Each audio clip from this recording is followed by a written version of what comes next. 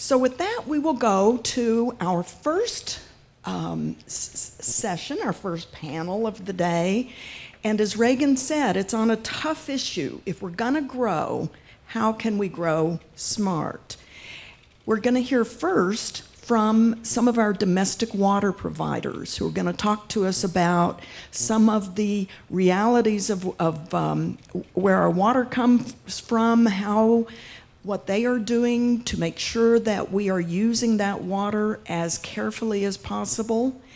Then we're going to hear from someone from the engineering profession and then someone from the landscape profession talking about some newfangled ideas, or maybe not so newfangled, but cutting-edge ideas about how we might use the water that we have in the urban setting more effectively.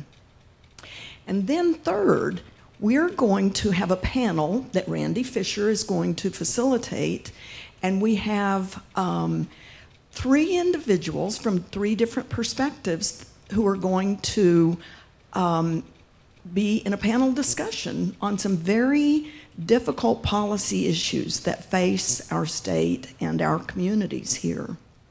So with that, I'm going to ask our first domestic water provider to come forth, and we'll get the show on the road. My name is Eric Reckentine. I'm the Deputy Director of Water Resources for the City of Greeley. Here to talk to you today about the City of Greeley's conservation plan. We floated you a quote. You gotta love the classics. Before we get too deep into the conservation plan, you gotta understand that the cities are constantly planning for their water supply future. And it starts with the city's comprehensive plan. So in 2009, the City of Greeley revised its 2020 plan to a 2060 plan. So we're looking out 40 years from now, looking at how the city's gonna grow, how we're gonna manage growth, what kind of growth we're going to see, looking at key community indicators. So what we've found is what I think every community in northern Colorado is seeing, is that populations are going to double, if not more, over the next 30 to 40 years. With that, so is our water demands are going to double. So to meet that increase in demand for water, the city water and sewer department, with the help of other departments within the city, planned for future water needs. It's called the Water Master Plan. So here's the city of Greeley. Here's our long-range expected growth boundary. Right now, our current population is 93,000 people. By 2050, we're projecting 240,000 people to live within the city limits of Greeley. We need to plan for that. For that plan, we have a water master plan. It's basically a 4-point plan. This plan, you'll see, is very similar to the state water plan and what you see from the roundtables themselves. You can't do one thing. You have to do multiple things to plan for your future water needs. You need to maintain what you have. You need to look at your current system. If it's old, replace it. If it's leaking, fix it. We've cement mortar lined most of our transmission lines in the city of Greeley, reducing the amount of water that was leaking from 20% down to 5%. You need to secure supplies to stay ahead of demand. You need to build storage for lean times. But most importantly, you need to conserve what you have. With that comes a state water conservation plan that was approved for the city of Greeley back in '08. And conservation is a key factor for the city of Greeley. Concrete prices are not going down. Steel prices are not going down. Water prices are not going down. We need to make sure that we can actually supply the water that we need to the citizens, and the best way to do that is through conservation. So the long-term conservation plan, it's a state law, requires every city to have one. So the city has an approved conservation plan. Part of that plan is a documentation of what we've done in the past. So the city of Greeley in 1907 began water restrictions. The city of Greeley is the only city I know in northern Colorado that has consistent water restrictions, only 3 days a week watering for every resident all year. We fully metered in '96, which actually flattened a lot of our demand. And then again, we have a comprehensive state-approved program started in 2006. So the current plan commits to additional 10% water demand reduction by 2035 as a goal, not counting the demand reduction we've had in the past. So the comprehensive program is probably too long to go through. I was told I have 5 minutes to go through this slideshow, so we can't go through each one of these.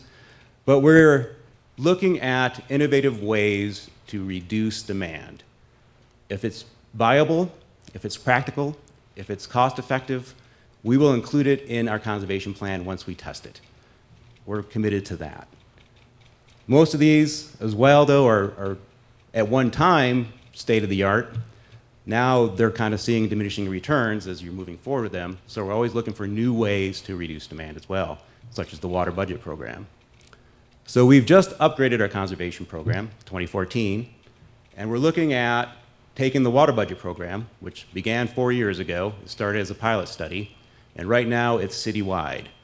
Water budget is probably a little too intricate right now for us to go through, but we have our conservation staff in the corner that can help explain water budget when you guys have time to go that direction.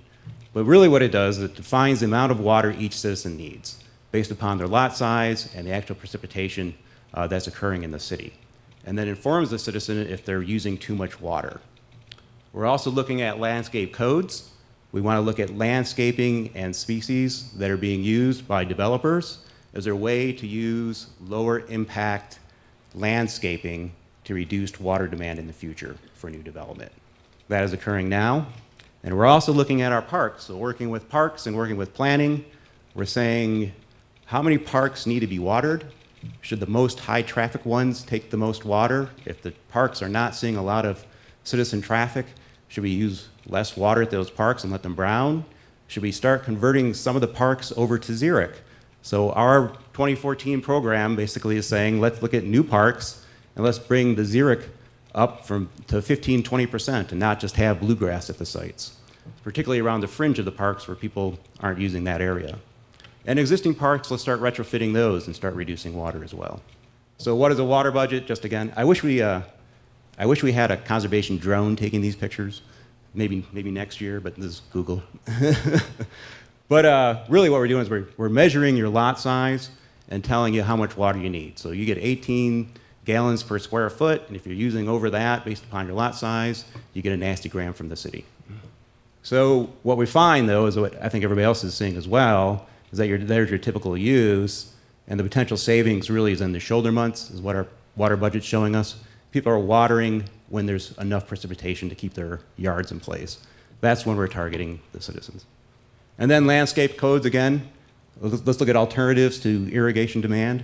Let's look at looking at a species list and looking at lower use trees and grasses to reduce the amount of water required.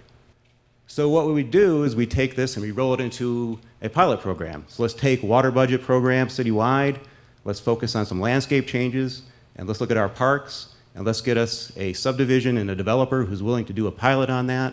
And we're trying to do that this year.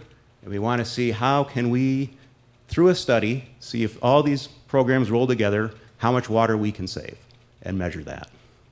That is the goal. So does water conservation work? I sincerely hope so. I think everybody does. Here's a population curve.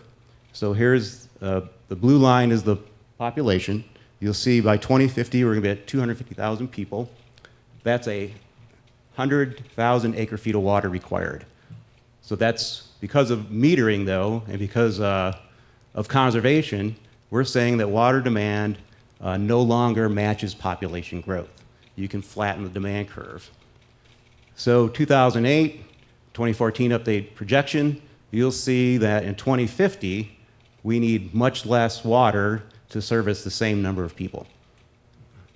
So if you take even farther, if you look at price elasticity, which came off the slide, but that's price elasticity effects, you'll see that if you take all the conservation and you look at price effects related to the price of water, you can reduce the amount of water you need to service 250,000 people from 100,000 down to 60,000 acre feet.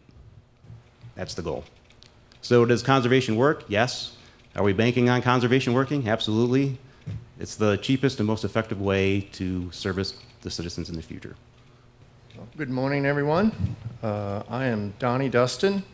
I'm the Water Resources Manager at the City of Fort Collins, and I want to thank the Poudre Runs Through It Action Study Group for having me and for convening these kind of forums and getting the diverse interest in the room talking about water. So I'm going to have a little different perspective for Fort Collins.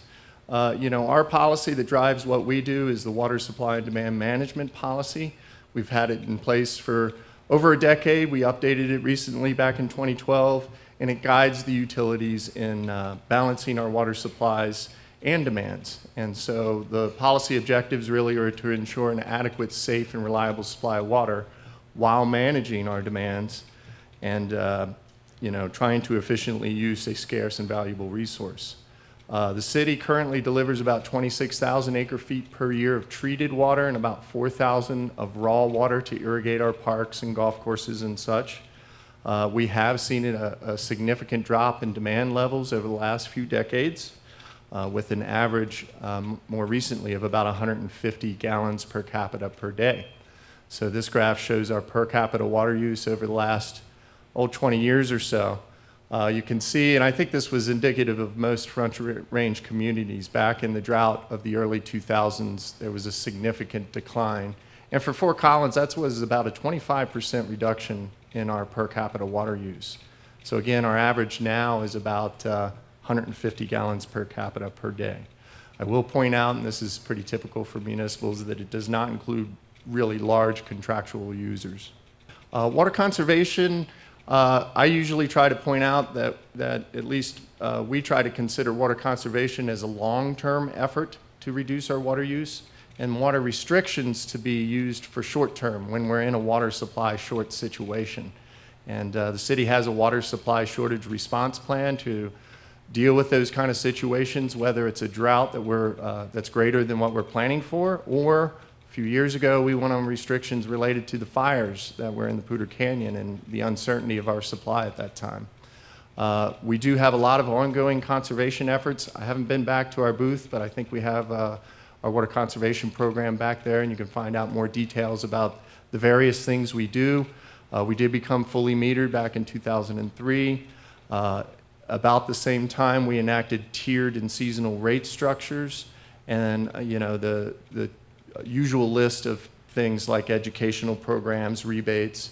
In recent years, we've been focusing on our commercial customers to try to help them reduce their water use as well. We also have a water conservation plan adopted by the state back in 2010. Our goal is to reduce our use down to 140 gallons per capita per day from the current 150 by the year 2020. And it uses a lot of the as Eric kind of alluded to, what's now considered best management practices, but we're always looking for innovative things as well. We are going to start this year in updating that plan. State tries to have us update that every 7 years. To try to tie in, how does conservation play into our planning? What we need for our future demands and supplies is based on population and commercial growth. The City of Fort Collins water utility really serves the kind of central part of Fort Collins.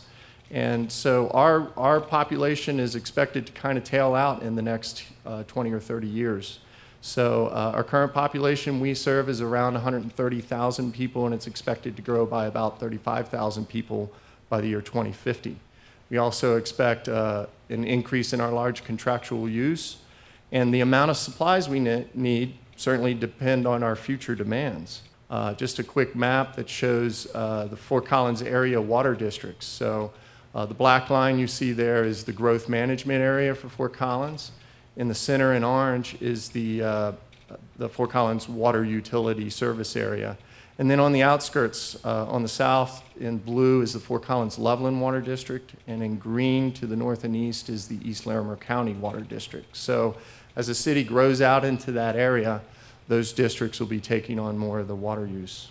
And so for our water utility, we're kind of approaching this build out. This shows historic and projected population within our utility service area. And by the year 2050, we're kind of expected to be kind of maxed out there. So our future supply plans to provide for that is acquiring additional water rights as well as cash through our dedication programs. We are really focused on trying to get a little bit of storage. The City of Fort Collins has a really good water rights portfolio, but we do not have a great amount of storage. And not just to meet the demands I was talking about, but to provide some vulnerability protection for the City of Fort Collins. This graph here shows a storage per capita comparison with other Front Range providers. So it takes the physical amount of storage that they have divided by the population that they're serving. And the green area of the bars that you see is the storage that's owned and controlled by those various providers. And then the blue, it represents, for those who own Colorado Big Thompson or CBT project water, kind of a prorated portion of the storage in that system.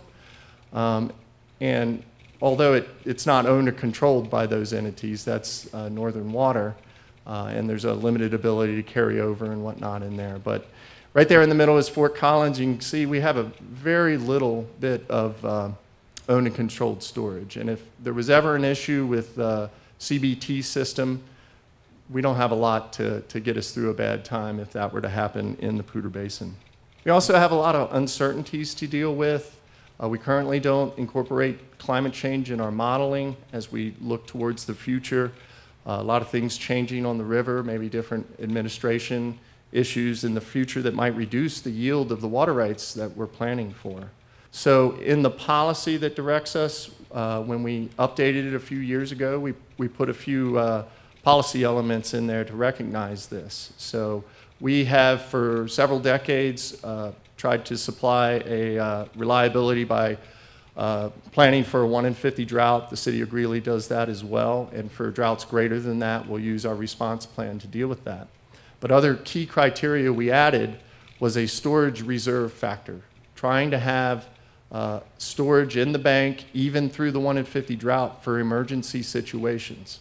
Fire was a good example, and as I've mentioned, our vulnerability to the CBT system. So we set a planning demand level of, as we plan into the future, we want to have supplies that can meet a demand level of what we're seeing now, 150 GPCD.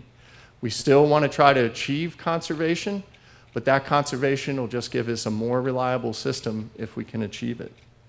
So in closing thoughts, conservation is still a very important part to the city's future.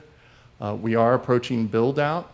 So what we're really advocating is lower water use, as well as a little bit of increased storage to make effective use of that conserved water, which really provides us with some uncertainty protection and hopefully give us a sustainable water supply future. So thank you.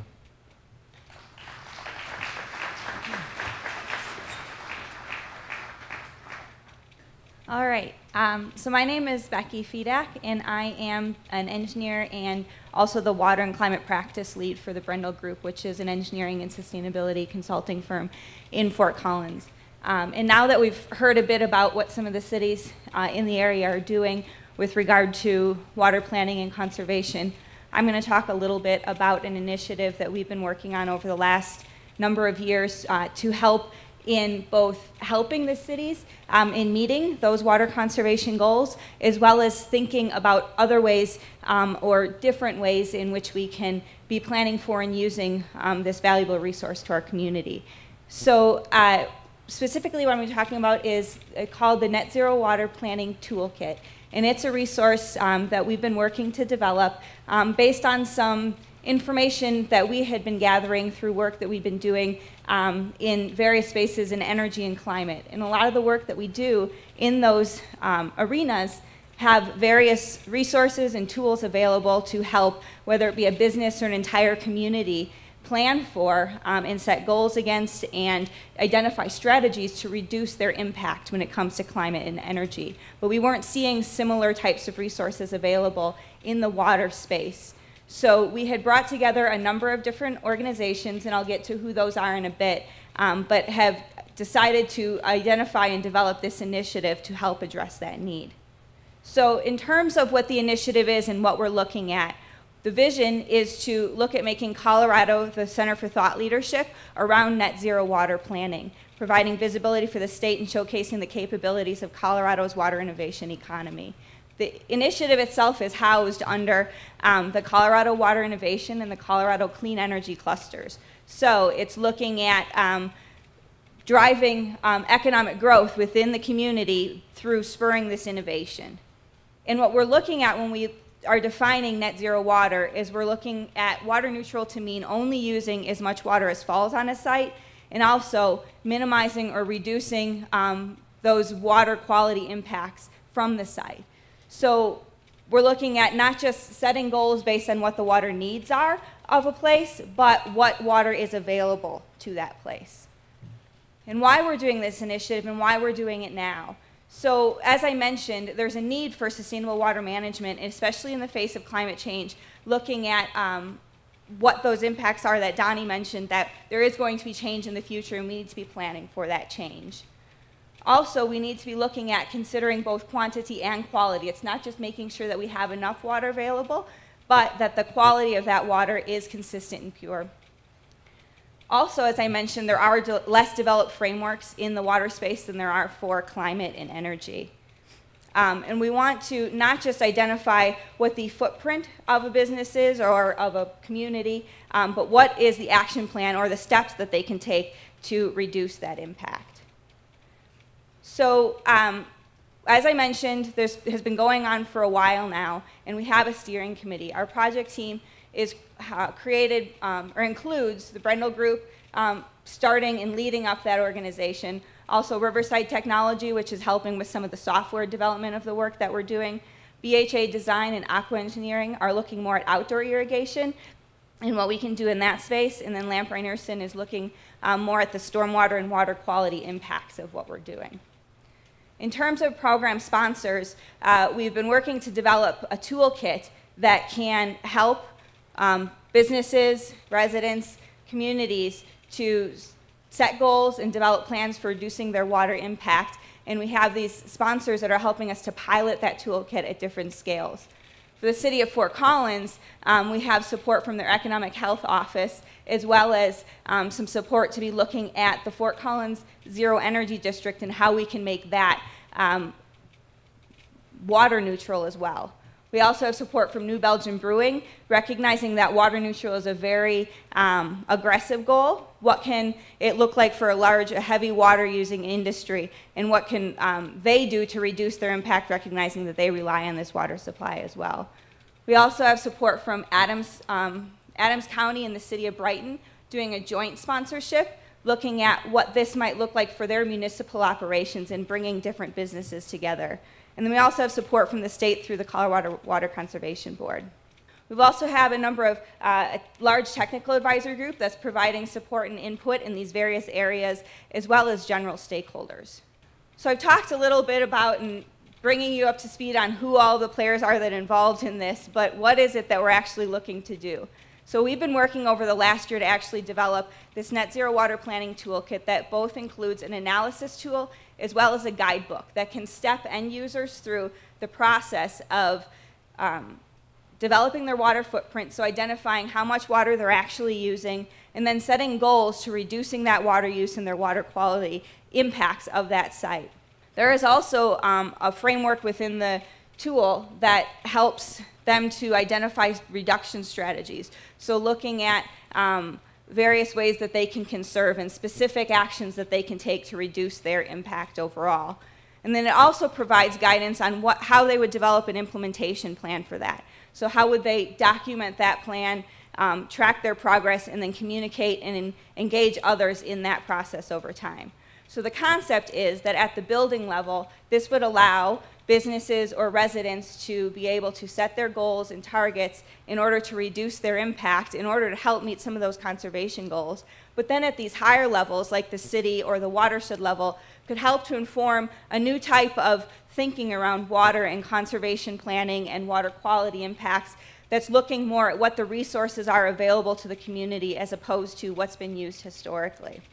So this kind of shows some examples of what the outputs have been from some of the initial work that we've been doing. So this is one of our initial pilots for a commercial space in Fort Collins. So you'll see that red line across the top is what our footprint is, or how much water we actually is used within that commercial building. That blue line is showing through the analysis and the steps that have been taken how that can be reduced over time through very specific strategies, and then also analyzes what the costs and benefits are of those different strategies to help with implementation. Those red dots there show different milestones along the way so that those businesses can help to track their progress.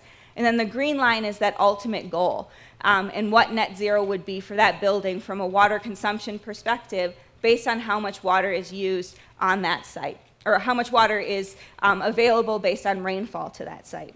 So in terms of where we're at, we're currently in the development phase. We've just wrapped up development at the building scale. And we're planning for this Friday to have a webinar to present this information to folks in terms of where we're at and gather input from people. So if folks are interested in learning more and finding out more about what we're doing, please come up and talk to me and I can provide information for that webinar. We're always looking for additional input from people. And then in the February and March timeframe, we're going to be incorporating that feedback that we get from folks on this draft framework, and then also expanding to look at these other scales. So beyond just an individual building, what does this look like for a building portfolio? Buildings that are in different locations but are owned and operated by the same entity. How could they get those to be net zero as a unit? Also looking at a campus, and that's where we're going to be looking at New Belgium as an industrial campus. What does net zero look like for them, realizing they may not be able to get there on their own, but what types of things can be encouraged to help in terms of reducing their water use and water quality impact? And then also looking at that eco-district scale and using Fort Zed as a pilot for that. We'll then be piloting that with those sponsors and then hoping to release this version 1.0 in the March timeframe, with the intent of this toolkit being able to be used for those end users, and then starting to have that conversation about what could this mean for cities and larger, even watershed groups, to be thinking about how we can be setting goals differently, looking at what the natural water resources are that are available. So not time for questions now, but here's my contact information if anybody would like to learn more and potentially participate in that webinar on Friday. Thank you. My name is Paul Lander. I'm here really to talk a little bit more about water budgets and to represent a little bit, amongst other groups, the Alliance for Water Efficiency. If you're also intrigued with the zero budget idea that Becky just talked about, the Alliance for Water Efficiency is also moving forward on an effort. Several cities in California are already moving through this as a policy level pretty rapidly, especially if anybody's paid attention. California had a little bit of a tough year last year. 2015 isn't looking much better. And so they're actually looking at net zero on a community scale. A lot of small communities in California, not actually growing substantially, and frankly can't afford new water. The only really water they can think possibly available to them is harvesting through efficiency within their own community. And so the net zero offers a lot of opportunity for communities like that. But really what I'm here to talk to you a little bit more about on kind of the water budget and how that might be an opportunity for any cities in the Poudre or frankly in Colorado, as we're starting to see. We heard from Greeley, it's becoming much more of a known concept and a very, very valuable tool for a lot of people as we move forward. So just to remember, cities are unique in their water use patterns. This happens to be the top chart from the city of Boulder, but it's really the same kind of pattern almost any city in the western United States. High peak demand for water in the summer, primarily from all these exotic materials, plant materials we brought, that, you know, for the most part have made an incredible oasis, a place for us to live. Pretty harsh climate out here in the 19th century when first people came through, right? Zebulon Pike and others, the Great American Desert. Well, our cities wouldn't be nearly as nice to live in without those landscape assets. So I'm certainly here to say I'm really in favor of keeping those landscape assets, but we've got a long way to go to making sure we both optimize those and optimize the water use.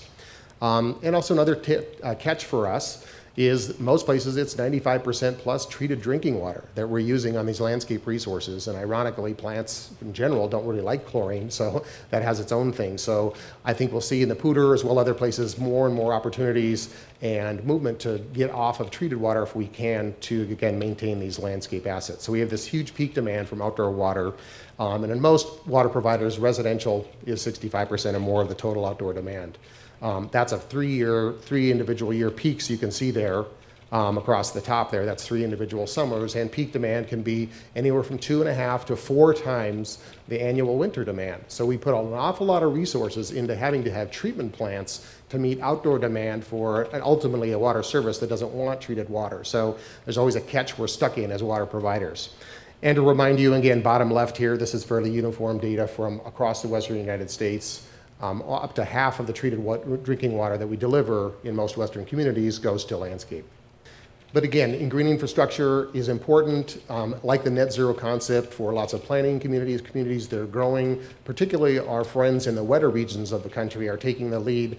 They're really struggling with handling stormwater. It is an issue in here for us as well, but it's really the driving factor, reducing quality in a lot of native and natural water systems across the United States. So this idea of green infrastructure, capturing, utilizing, handling stormwater in a different manner, and we're going to see that more and more in our regions as well. Super important, we have to do that, but we can actually do better. The bottom right, and this is from my own campus, so I know I'm in CSU territory. This actually happens to be at the University of Colorado, so I can pick on ourselves. This is a brand new landscape put in not 2 years ago, and unfortunately I wish this was a rare opportunity like capturing a snow leopard, but you can get these kind of pictures. I could give you all cameras on a summer day and you could go out and find this all over. This is just still way too common in our world. So we can do better, and we need to think about that, and the measured efficiency out there overall is just not very good. So the good news is there's a lot of potential where we can bring that in line. Well, how might we do that? Well, we already heard Greeley and other communities starting to look at a water budget, and the good news is a lot of things have converged. We've actually been able to make really good measurement with the use of GIS systems and satellite imagery, those kinds of things, where now we can actually get a very, very specific landscape measurement for every property. So in the city of Boulder, we invoked a water budget after the drought of 2003, went live in 2007. There's a measurement for each one of the individual 40,000 account holders. Everybody gets the same allotment per square foot, but your allotment may be bigger than mine because you have a bigger lot than I do. So we're all kind of held to that. And then we actually allocate that water, you can see in the bottom right, allocate that water more to you in the summer months, because we said, again, saw another chart where we see a lot of people overutilizing water in the spring and the fall particularly. So if we give you a signal that you only need so much in October, you're more likely to adhere to that budget, right? And so you got to measure and manage this, right? If you don't measure it, you can't manage it. And then your water bill comes and tells you, here's what your budget is, how much will you use. And Boulder and Highlands Ranch and some communities have followed not only the water budget, but as Eric suggested, you not only get a little nasty gram, but it also may be in the form of a rate charge, significantly charging more for water. Again, to give that signal to the community, as you use more up in these higher blocks, you are challenging the community water system more. You need to be aware of that, and so we may have to charge you more as we go through that, right? One of the places that started this over 20 years ago, Irvine Ranch, California, you can see the things, and I think we'll see this in terms of our landscape assets in the community. The plant palette does change. Irvine Ranch was like Highlands Ranch, like a lot of planned communities that when they went in the ground, the idea was everything will be bluegrass as far as you can see. Then the drought of 88 to 92 hit, California's struggled, and so they really had changed their plant palette. We're going to see that in our communities too, in the Poudre Basin, all along the Front Range across the western United States, when we have to prioritize where do we really want that? And I want that bluegrass for socializing areas, kids to play soccer, that kind of thing. And frankly, there's a lot of other native plants that can satisfy some of those other needs. This isn't just a new community thing only. There are several, lots of good information on it. These are just a few we've grabbed. Existing long-term standing communities that, after implementing a water budget, have reduced their water use substantially. So it's a tool available for all of us for the future. So let's remember in the bottom top right there, we got a re-sink storage. We can actually store a lot of water in our ground coming off of our roofs for the benefit, what actually hurting ag users. There's more water and soil moisture than there is a lot of surface water. That's part of the thing of getting smarter and getting better at utilizing that. And so just another little chart, and then I'm sure this information will all be available on the webpage, that depending what you're trying to save outdoors, there's a couple of really critical key tools to use there, and they can all be invoked depending what kind of level of conservation you need. I'm going to suggest with climate change, like Becky mentioned, in the Poudre, we've got a challenge in front of us, looking at trying to get more from our water. Thank you very much. Okay, thank you, Donnie, Eric, Paul, and Becky. And now I'd like to ask Randy and his panel to come up and sit in these chairs. Well, thank you, everyone, for the invitation. And Mary Lou, I really appreciate working with you to facilitate this panel discussion with us today. And we're continuing on with the theme of, if we're going to grow, how are we going to grow water smart? It's something that I like to think of that Becky mentioned. How can we have the smallest water footprint possible for new and redeveloped areas in our communities? And I'm going to ask before we get started, for the panel members to introduce themselves and tell us a little bit about themselves before we get started. Good morning. I'm Donna Brosmer. I am Government and Public Relations for Greeley Water. Good morning. My name is Drew Beckwith. I'm the Water Policy Manager at a nonprofit called Western Resource Advocates. And you met me, Paul Lander. I'm currently an instructor at CU, but I was the Water Conservation Coordinator for the City of Boulder for 16 years, and I've worked in urban conservation for over 30. Great, and I'm Randy Fisher, a recently retired state legislator from Fort Collins, and I was the chairman of the House Agriculture and Natural Resources Committee for 3 years, and had the privilege this past summer to chair the interim Water Resources Review Committee for the state legislature, and that was quite a summer that we had, which we'll talk a little bit about.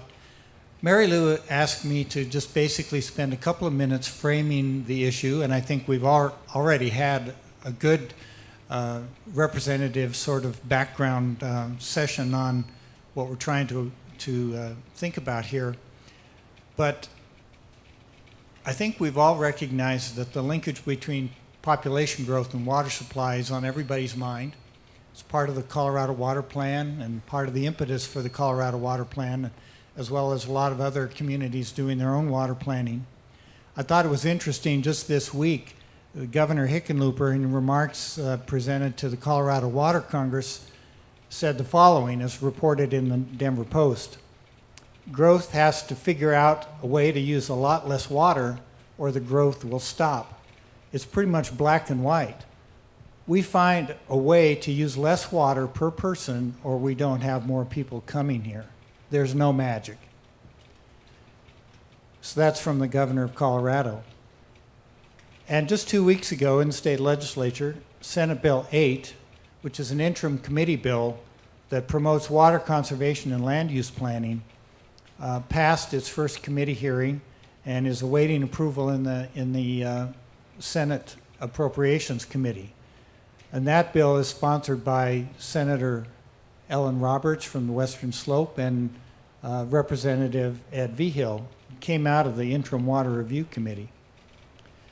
And Mary Lou may have mentioned this, but this past summer, the Interim Water Committee held a day-long hearing, the first that I'm aware to ever be held strictly on water conservation and water efficiency issues at the state legislature.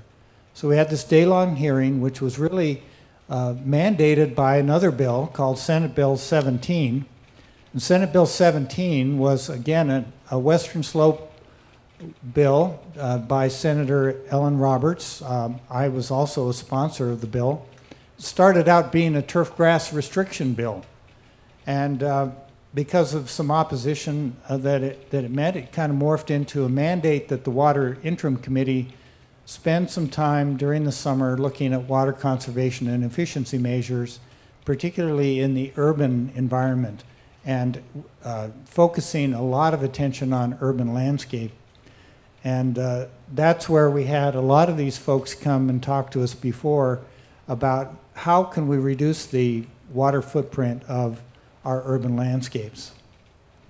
And then also was mentioned, we had Senate Bill 115 passed last legislative session, which mandated that the Interim Water Committee hold public hearings in every community around the state, every basin around the state that's represented by a basin roundtable, which required extensive travel by the committee and 9 separate meetings around the state.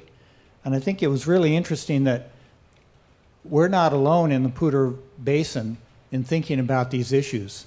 Every community, virtually, I think every community in every basin that we visited had similar concerns about how to meet future demands, how to meet those demands with the smallest footprint possible on our water supplies, how do we prevent the buy-up and dry-up of agricultural lands, and how do we integrate better land use planning and water conservation. And this is a concern especially of a lot of the rural communities who see the growing urban corridor between Fort Collins and Pueblo, targeting their water supplies for the growth of new residential development and commercial development and industrial development, targeting their supplies, and without, the perception at least is, without giving much thought to the impacts that maybe using water in a less efficient way is having on those communities. So I think that's what we're here to discuss today. And we have a couple of questions that we prepared in advance to talk about. And so I'll just throw these questions, if it's all right with the panel members, and we can start the conversation. And if you have other thoughts to share with us, that would be good as well. The first question is that citizens across the state have been saying we need better integration of land use planning and water supply planning. So what are the challenges that you folks, you panel members, see to achieving that kind of integration, or are we already doing that? And is there, what is your experience in dealing with land use planning and water conservation? I think that falls to me because I'm the only municipal representative here. Greeley is uniquely situated. We have the advantage of having our water provision in the city. And so our planning departments are in the same building, and we recognized a long time ago that we needed to be able to coordinate those functions. Not every city has that advantage. We have cities with multiple providers. We have individual providers who provide water for multiple cities. We have cities that don't even have planning departments. And so it makes it much more complicated to look at this on a statewide basis, from a statewide perspective, because, to use an expression I've learned to hate, one size does not fit all. I would love for everyone to be in Greeley's situation, but they aren't. We aren't. I think part of the other challenge, sort of underlying a lot of this, is that there is a perception that's starting to fall away, but that for a water provider, land use planning is not my job. And for a land use planner, water provision is not my job.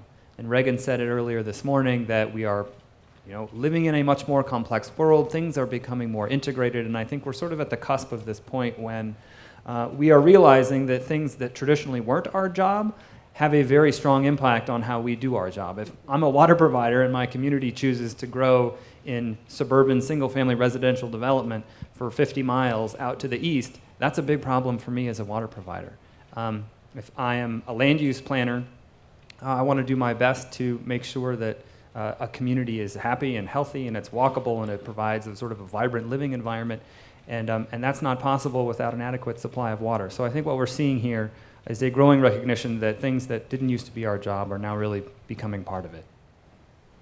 Yeah, I guess I would only add to that, and you should know that Drew and his outfit actually had done some workshops bringing together water planners and land planners as kind of a first case, and I think that's happening across the country. And sometimes it's easier to look at somewhere else. It's more comfortable to say, look at someone else's problems. So all friends to the south, Douglas County, for a lot of the 90s, were annexing a lot of land, and a concern that what were they going to do about a water supply? They could only wish to have the stuff that we waste. And we have a lot of water up here compared to Douglas County. They historically have used a lot of mined groundwater, right? They've done a real 180 in the last dozen years trying to get a handle on that and also accommodating for their own future growth. But I think one of the things is they've recognized early on the huge impact that land use decision had on water, and they're struggling, I think, to make some efforts. How do we put those together? So it was just in the paper again the other day, Sterling Ranch, their next big, large subdivision, 20 12,000 homes over the next 20 years, but it has a substantially lower water footprint than any other subdivision of that scale we've ever seen in Colorado. Is that the good precedent? Is that the new standard? All those kinds of things. And I would actually echo that not every community has that. We saw the slide from Donnie, even Fort Collins as it grows. There's 4 water providers there. That becomes a real conundrum. So the question I think that Randy was trying to get in the state legislature, and I'll go right on record, that who's going to help pull that together? So I think there is a state role. Without getting to a thou shalt, the state has a lot of opportunity to convene things. The state is the administrator of water, more than anything else, so they have really a square boundary that includes us all, and finding ways with local government to be able to have opportunities where we can facilitate a better dialogue, and frankly a more fruitful one, with this land use planning and water issue. That individually the entities, it's literally not my job, I don't have to think about it. Some third party is going to have to help us overcome that, and it's probably going to be, I would suggest, some leadership from the state, a lot of NGOs, facilitate a lot of discussions so we can have some sense of how do we really want the 126-mile Poudre, how do we want that Poudre watershed to grow, and how can we broaden that dialogue? Because at the end of the day, all those water planners and all those landscape planners, they all live in the Poudre watershed. So what's to stop having a conversation, or maybe it's this Poudre forum that does that? Well, we kind of anticipated the second question in those first responses, and that is, what is the role of the state in helping us to try to integrate land use planning and water supply planning? And is there a role for the state, and what are the pros and cons of both of those approaches, state versus non-state involvement? And I did mention also Senate Bill 8, which is working its way through the legislative process right now, which would require that communities take advantage of a program developed by the Department of Local Affairs to incorporate best management practices with the use of water into their land use planning process, and take advantage of some of the training courses that are would be required to be developed under that bill. So what are your thoughts, just anyone, on the role of the state in this, and what are the pros and cons of the state policy? Sure. So I'll take the bait first on this one. Randy, we didn't get quite yet to talk about, what are some of the pros of integrating water and land use, and how can you do that better? But I'll throw one out. The state currently has things that are required when communities do their comprehensive master planning. And right now, water is not one of the things that communities are required to address in their comprehensive land use plans. And it seems to me that we sort of figured this out about 10, 15 years ago, that transportation and land use were really joined at the hip. It was very important about where you put your houses and where you put downtown and how big the roads needed to be there. We sort of got that one. And I think that there's an opportunity to start thinking much more clearly on the land use side by putting water in a comprehensive plan, such that we're thinking about water when we make decisions about where our houses go, where our roads go, where our infrastructure goes. So maybe there's a role for a state to, require, for lack of a better word, communities to think about water when they're doing their comprehensive land use planning.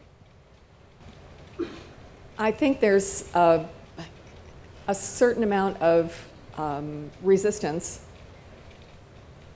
at this point to a larger state role, at least in part because there has been very little information shared between local governments and the state about what we're already doing, what we have tried that has worked, that hasn't worked, the reasons something works or doesn't work.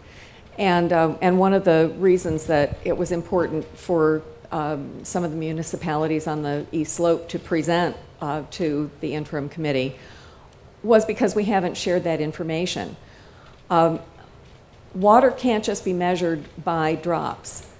We also have to be able to measure what those drops do for our communities.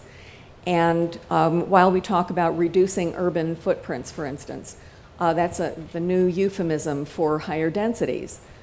There are areas of Denver that are more dense than London and New York City and San Francisco. So the question would be, how dense is too dense? If we go to GPCD, that does not take into account large industrial and commercial water users. So how do we measure that way? So I think there's a concern that when the state starts to look at possible policies to develop, an incentive turns into a mandate that may apply in one area or not another. Durango has a 40% shorter growing season than the South Platte does. So the rules that would apply here or there would not necessarily work here. It's the diversity of the state that makes it complicated for the state to take a larger role.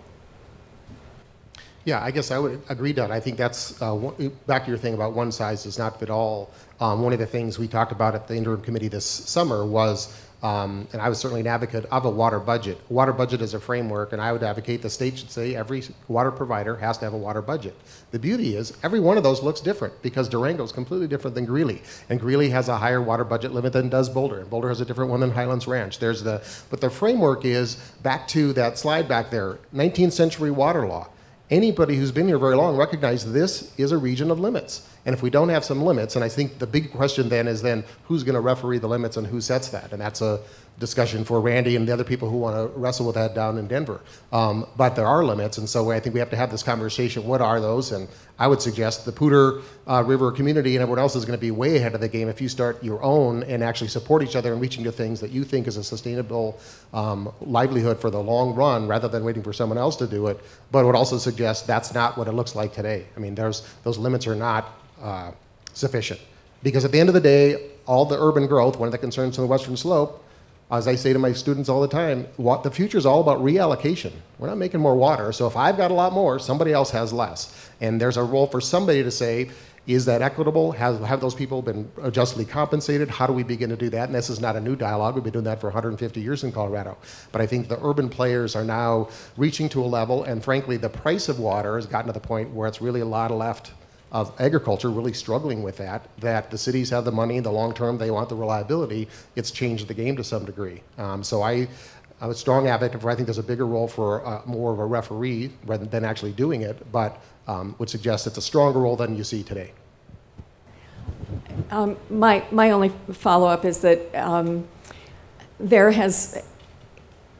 we live in a region where conservation has been at the top of our minds since we got here, because we've never had a plentiful supply of water or a reliable supply of water. So those of us on the East Slope are accustomed to looking at ways to conserve and consider it to be part of our normal thought process, our planning process. But there's a point where if we keep cutting, we start cutting into the bone of the quality of life of our lifestyle on the East Slope too, in our area where we don't have a lot of water. One of our East Slope municipalities has adopted a variation of the RICD reasonable recreational experience. They refer to it as a reasonable residential experience, because recreation is not just fly fishing and whitewater rafting, it's also backyard barbecues and kiddie pools. So that's another area where we try to find the balance between conserving and cutting too much. So I think this brings up a really interesting point that sort of Paul brought up in his conversation about there are other landscape materials that we potentially could be using that may provide a similar quality of life without using as much water. But I mean, at some point in time, we've got to realize that we live in a water-constricted environment, and if we are to choose to maintain the same quality of life, to have bluegrass lawns, that's going to have an impact on the river, that's going to have an impact on agricultural water supplies. At what point in time does the water community, does the land planning community, do city councils start to take an active role in changing what a reasonable quality of life is? Because I think it's inappropriate and unrealistic to think that we're going to maintain the same quality of life, just writ large, of how much water we use on our landscape into the future. It's just, we need, as the governor said, we have got to find a way to use less water. I would agree with that. I would just say, how do we decide? And that gets back to the whole reason for this discussion. Well, just to deepen this conversation a little bit, because we do have some more time, I would like for each of the panel members, if they have experience with this, to just talk about some of the things that your organizations and you do in your professional lives that you can point to as examples, one way or the other, of urban water conservation. And I know, Drew, for example, Western Water Resources has been active and really prepared some wonderful documents documenting water conservation and land use planning, the integration of those two things in other Western states, and maybe you could elaborate a little bit on that.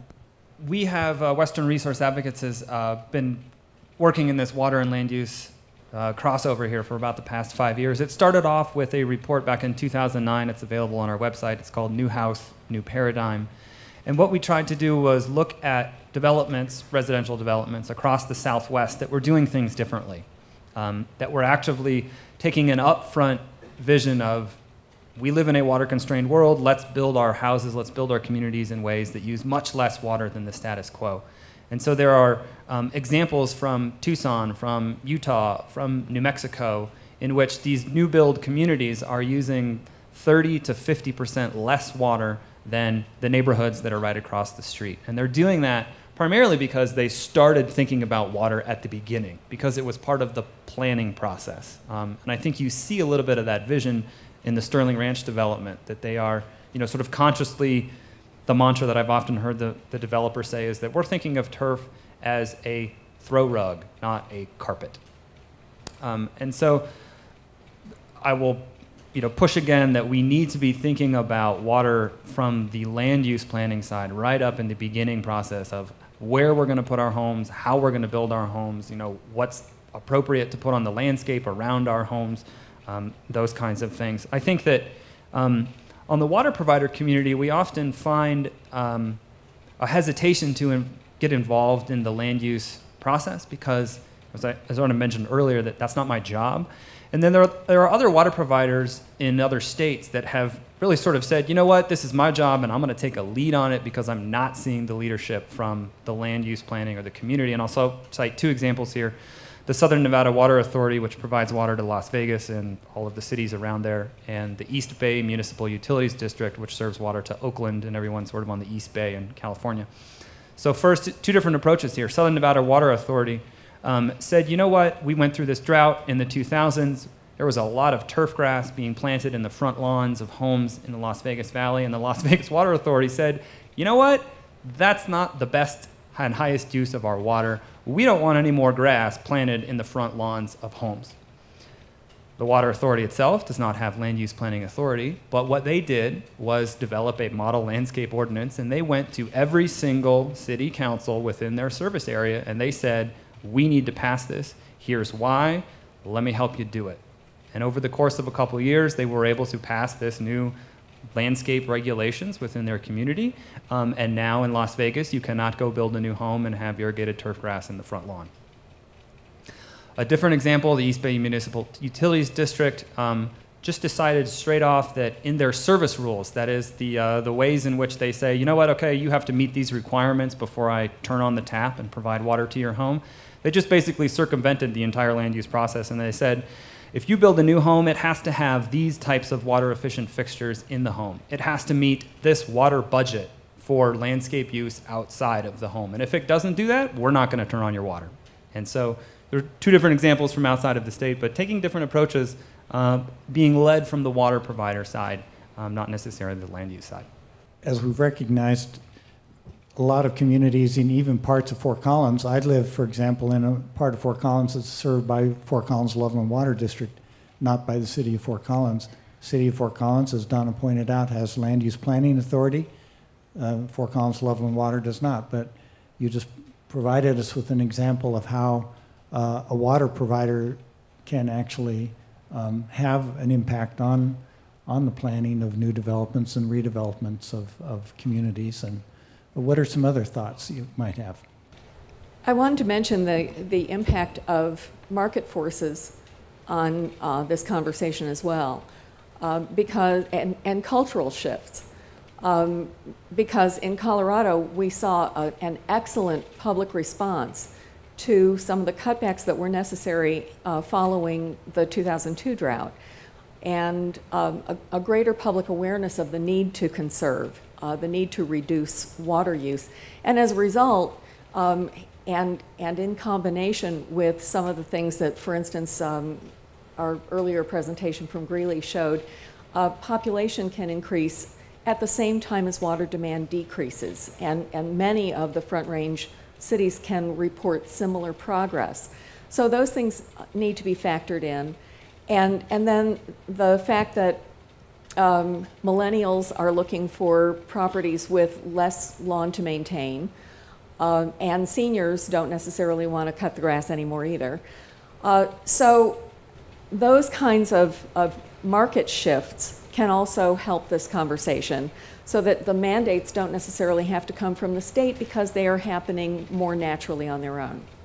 Yeah, and I would just add to that kind of what Drew say, and the other observation some point down the road is the road. As the forum matures, you might bring someone over Australia, because I guess my counter, I agree, the idea of kind of thinking about cutting back to the bone, my personal observation is we're a long way from that, and you can look at something like Sydney, or frankly even the new Sterling Ranch, that's a substantially less, smaller water footprint, very modern societies. Sterling Ranch is mostly single-family homes. I mean, it's a lot of the other models about where we want to do, and especially for those communities that are growing a lot, the opportunity is now before you even build it. Most everybody who moves into Sterling Ranch as a young family is going to be so excited about their home, they're going to go, and we know it's harder to take something away from existing customers than the new. So that represents a tremendous opportunity. But I also think back to, just another challenge I have out here, that there was a remark about the drones in the future. Again, maybe some forum, you'll get some live drones, and you can decide in this Poudre River watershed which farmland you want to dry up for the water supply for the cities. I mean, that's the trade-off we have to make, and those are hard discussions, but that's the reality. It's about reallocation, and it's so important here, and this is a really great microcosm of really struggling with that's happening all across the West. A lot of us want to see irrigated ag continue. Well, how do we do that? Because the other thing, when you bring market forces in there, the market forces are not on the side of keeping water and ag. You get most of your money from selling out, right? So that's another huge challenge in front of us. And so how do we begin to have that? These are not easy things by any degree. And I just think, again, and I'd advocate for, by all means, if there's this role, there is a role for the state. If we can have them convene and suggest and be a referee rather than mandates, that would be ideal. But I'm certainly going on record. I think in most Western states, the states haven't begun to step up enough for a resource that's owned by the people of the state of Colorado. I just want to plug that this innovation on integrating water and land use is not solely happening outside of the state of Colorado. I mean, I think Greeley's example of the WaterSense pilot community is an excellent example of how people are taking the initiative right here locally. A plug for a program that Paul mentioned that Western Resource Advocates runs is our Land Use Leadership Alliance program. We try to get 4 or 5 communities from around the Denver metropolitan area, 5 to 7 people from each community that includes their water provider, their land use planner, someone from city council or planning commission. So they're all in the same room. But what happens in that arena is that you start hearing what Arvada does, and that helps Aurora. And then Castle Rock learns a cool idea from Parker.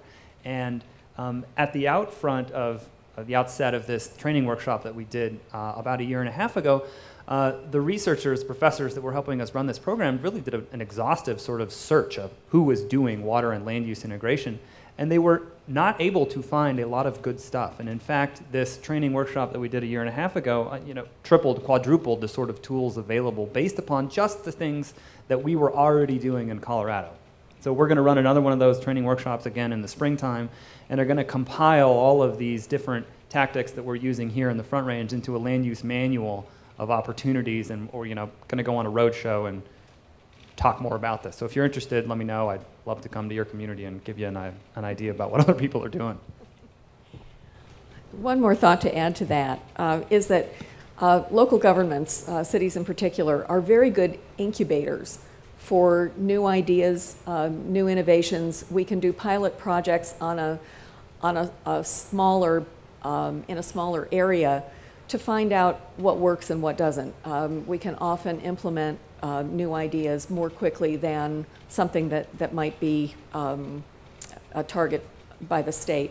And so that's another reason I would encourage kind of a light touch from the state perspective, largely to give us the freedom to be able to take advantage of new technologies and ideas as they emerge.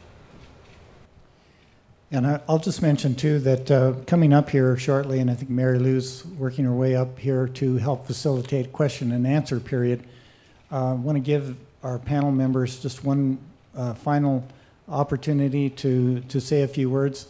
I would say in terms of water policy development at the state level, one thing for certain that we know is that Colorado is a very local control-oriented state. And I think it's going to be really essential for policymakers to work together with organizations from around the state, like the Colorado Municipal League, to help develop these types of, to help integrate land use planning and water supply planning. And we can certainly see that the opposition to Senate Bill 17 last year, when it was a turf grass restriction bill, came primarily from the municipal government side. And so I think we have certainly a lot to learn from that experience as we move forward. Mary Lou? Okay, now we have a chance to try out our audience dialogue. We want to do more of this than we did last year, and so we want you to come use these mics, and we want you to ask questions of the panelists. We want you to make comments to the panelists. We want to get a good dialogue going on here. So who's going to be first?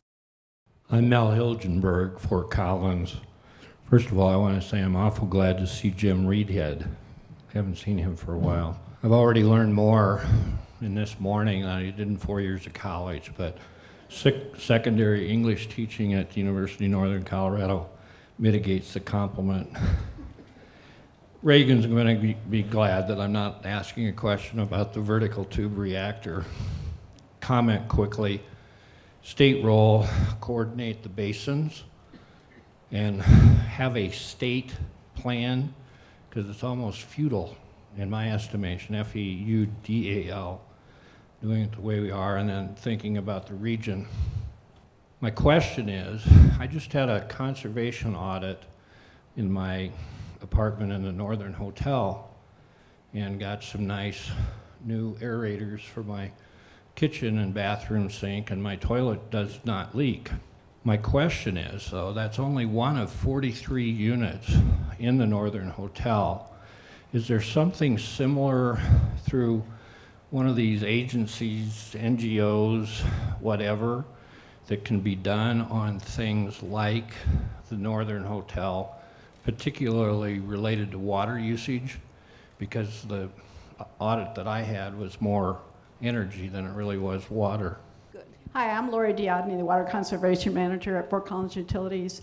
And I just wanted to say that, yes, we are in partnership with Larimer County Conservation Corps, and they have a program of doing free, actually they're water and energy audits. Is that what you had?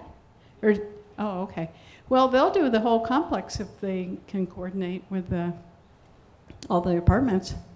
But those are actually Fort Collins and Loveland. They do audits for all those folks. And those are free, and they're actually doing them right now through April. So the point might be, at what point will audits be required instead of voluntary? I'm not asking that as a question to be answered, just as a question to be put in the back of our heads, that at some point we may be at a point where that will be the situation. Next question. Mary Lou, I might just add too, while we're waiting for someone to come up and ask another question, is that in 2014, the legislative session, we did pass a bill, Senate Bill 3, I think it was, that mandates that plumbing fixtures, certain types of plumbing fixtures like toilets and water faucets must be WaterSense approved for sale, for retail sale in Colorado now, beginning this year, and the governor signed that bill. So it's the law of the land now, and that's another example, I think, of a statewide policy that can be implemented to help us. It's not so much land use planning, but to improve the efficiency and of our indoor urban water use. We haven't done that for outdoor water use to date, but maybe that's something we can start thinking about. Yeah, my name's Richard Seaworth. I'm the minority here as a farmer from Wellington. I heard today that the Greeley people are requiring less than 18 gallons per square foot. And Greeley does a good job, and I appreciate that. It's a great way to go about it. But if I did my math correctly, that's about 2.3 acre feet per acre, or 27 acre inches per acre.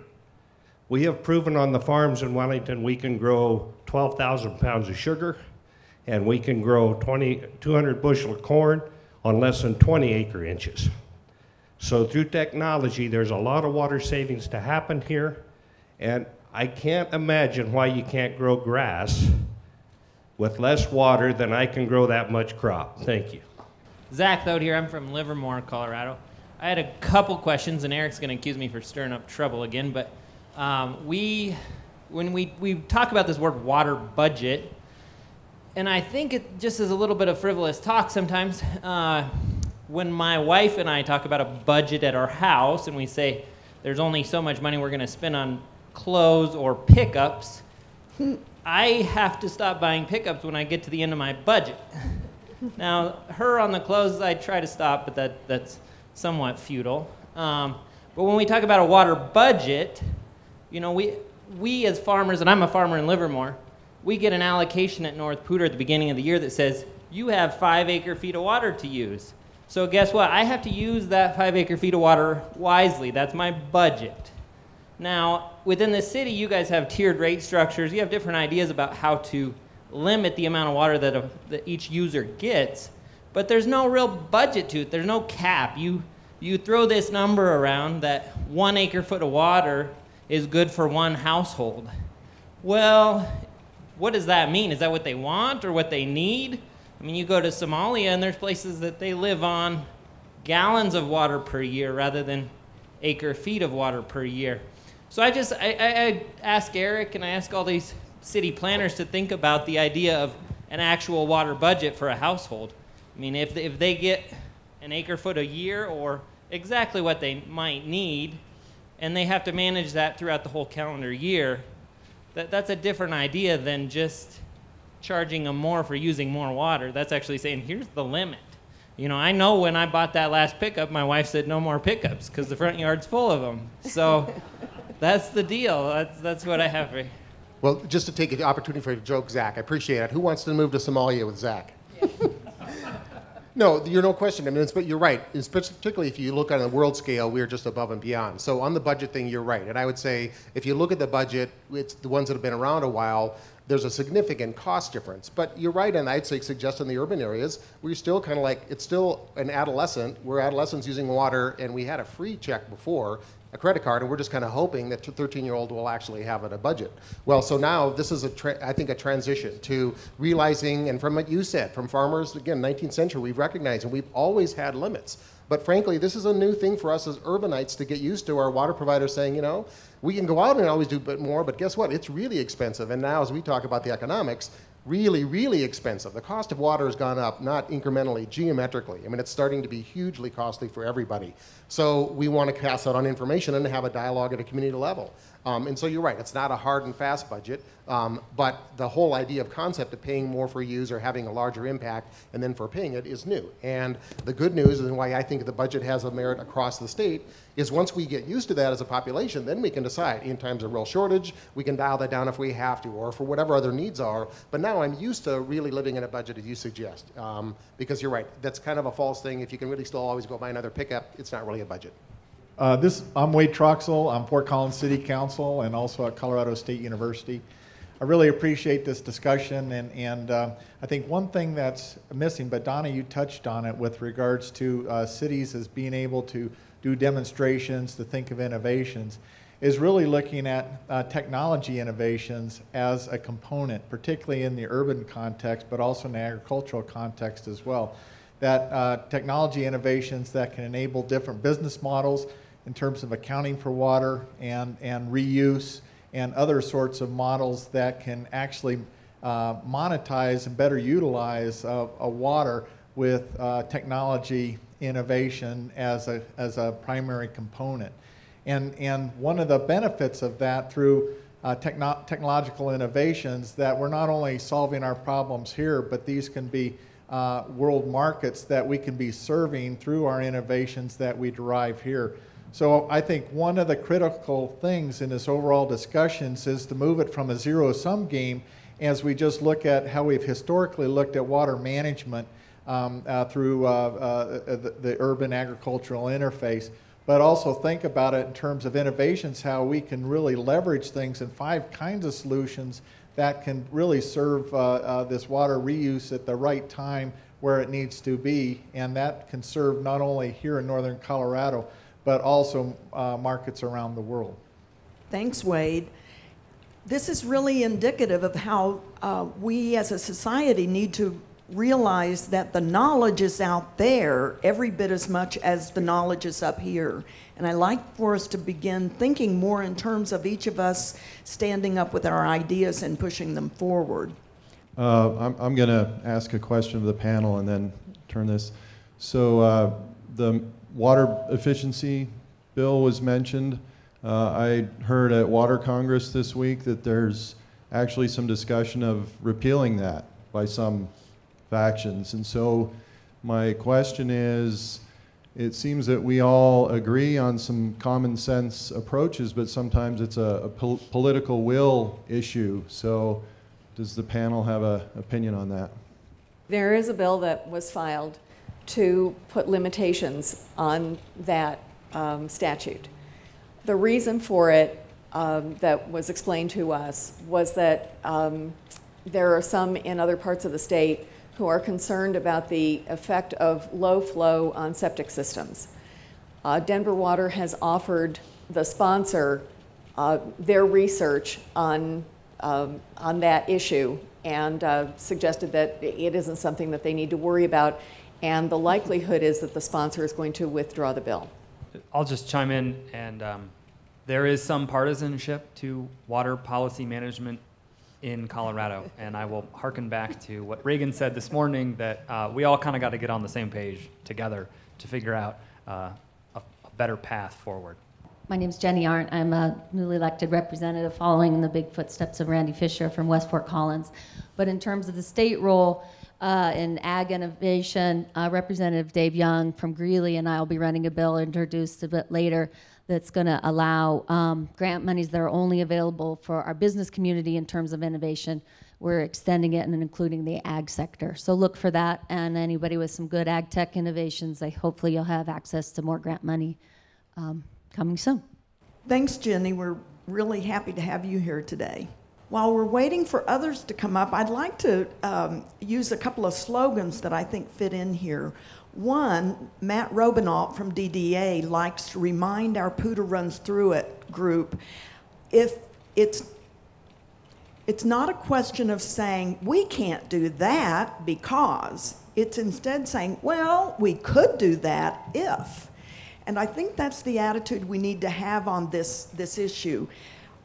I really like the way Paul said, we don't want mandates from the state, but is there some way that the state could play a role to bring together the water providers in such a way that their brain power could be used to come up with some sort of way to hold themselves accountable? But it needs to be done from the grassroots. They need to be a part of that. Or Donna will be very upset if somebody tells her what to do. But what if Donna and Donnie and Eric and all of those who are providing the water get to be the ones to come up with how they should be held accountable? That might be another approach. I have a question about water rights. As a resident, I buy water from a provider, which I assume go and get water rights.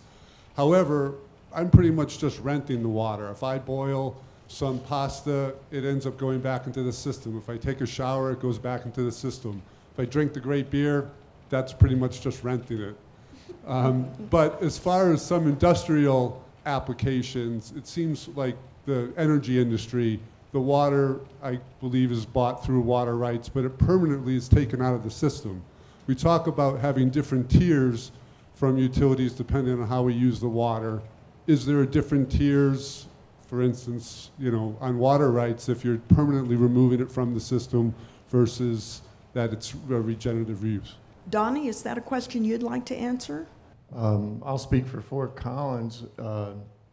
A chunk of our water goes to support the Platte River Power Authority's Rawhide power plant up there, and the source of water that they have to use is a reusable source of water, which means it can be fully consumed. And if you go out on the open market today, those water rights are way more expensive than just a regular water right that an average consumer would use and send back, and it makes it back into the system. I'm not sure that's applicable to all industries that do that, but. I'm Jim Reedhead, and thank you for all the kind thoughts expressed here today. A couple statements that will frame my question. One is that everybody knows water flows uphill towards money. That's something we hear a lot of. The other is that, and I'll use Fort Collins because I'm familiar with it, that in Fort Collins, people hate two things with equal passion: density and sprawl. And it's tough to try to tease out cooperative land use programs that embrace both water use and land use. But they are also attached at the hip. So a couple things. One, it seems as though what we've been discussing here flies in the face of our deeply embedded state position about water rights, which I support, but it's market-based. And if water does in fact flow towards money, there's a real challenge between reconciling the market with the new conservation uses that we have. The other thing I'd like some comment on is that we have in Colorado the use by right to divide land into 35-acre parcels. They also get, as kind of a freebie, an acre-foot of water per year through a well, domestic well, or just a well. In a former life, I worked a lot with this. So my caution I'd like to throw out to people is that if land is divided into 35-acre parcels, there is a tendency to fragment agriculture. Also, just because land is divided into 35-acre parcels, it can still be brought through subdivision processes, through annexation into the city, or through Larimer County's planning. So, unless you take some contrary step, like a conservation easement or a deed restriction on the land to prohibit development. So I'd like some thoughts on, I'm questioning the sacred cow of land use in Colorado, the use by right to divide land into 35-acre parcels. Is that something we need to be concerned about? Thanks. So Randy, do we have answers to that now, or do we know that that's a deep well and we put that on the list of things we should look into in the future? I had a question. I'm so encouraged to hear all these ideas for conservation and so many great minds digging in different ways, different details to make that happen. I'm all for it. I guess I look at coming at something, you have to consider both the rate and a point, right? So when I see all these ideas to reduce the per capita use, it's so encouraging, but the per capita times the number of people, you still got a problem that it's gone way up. And my question is this early information, the projections, is it showing that we can get there? And I liked what Eric Reckentine said, that you can't do one thing, you gotta do many things. So with those multiple tools, can we really get where we need to be without the really hard item of capping growth? Well, just very briefly, the SWASI studies that have been completed to date, and it's an ongoing water planning process by the Water Conservation Board, does indicate that there is a substantial gap in the amount of water available for the population growth that's projected. So I think what everybody's focusing on at the state level is how to close the gap. And so that's what the water plan is really all about. And much of the thinking at the state level, at least the water planning process at the state level, is focused on that gap and how we're going to meet that gap. Yeah, I would say I'm an optimist. If you're going to find a way to get up in the morning, I'm an optimist. So I think we're going to get there. Students ask me all the time, are we going to run out of water? I mean, we're not going to run out of water. We're going to run out of cheap water, just like we're going to run out of cheap fossil fuels, those kind of things. The question is, how much pain do we want to put ourselves through to get from here to 2050? And are there tools that actually might help us in less pain? But again, at the end of the day, there's only so much water. So we've got to figure out how we're going to reallocate it, how to keep people whole, those kind of things. And I guess I would differ from the governor in the sense that water has never stopped growth. The idea or the impression or the reality of the lack thereof. Just look at the Western United States, right? So people are going to continue to come, and I think that's the real challenge for the city is how are we going to do that? How do we accommodate them? And we need a lot of good minds and a lot of people to weigh in how we might get there. Just to add to that, the Colorado Water Conference was held this week, and one philosophy or one thought came out numerous times during the conference, and that was that we have enough water. We need to manage it better. And so a lot of this conversation is about how to do that. It's about the progress we've already made, the awareness that we already have that we need to do that, and the new opportunities that we find to manage it better. Okay, well, thank you so much, panel. Let's give them a round of applause. I especially want to thank Randy Fisher for coming out of retirement from the legislature to continue helping us.